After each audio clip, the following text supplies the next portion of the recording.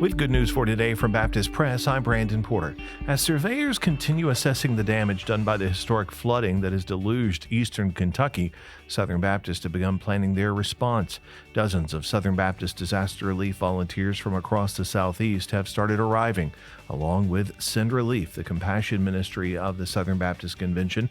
They're providing resources for meals and flood relief supplies to help with the recovery.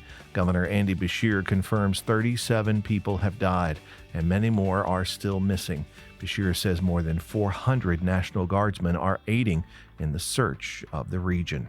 You can visit sendrelief.org to help victims of the devastating floods. During a Twitter Space conversation on Monday night, SBC President Barber and Native American pastor Mike Keahbone discussed the passing of a resolution which decried the forced assimilation and conversion of Native peoples.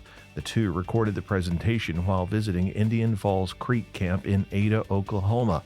Later Monday night, they presented the resolution during the Monday evening session. It was the first time a sitting SBC president had attended the camp, which drew more than 1,400 students. It was one of the largest crowds in the camp's 75-year history.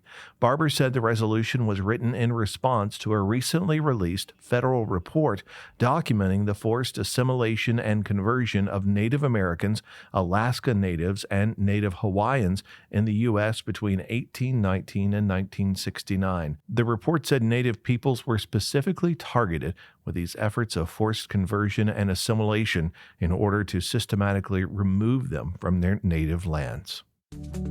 Good News for Today is made possible through our friends at the Voice of the Martyrs, a nonprofit organization that serves persecuted Christians around the world. Founded in 1967 by Richard and Sabina Wurmbrand, VOM is dedicated to inspiring believers to deepen their commitment to Christ and to fulfill His Great Commission, no matter the cost. Find out more and sign up for their free monthly magazine at vom.org/goodnews.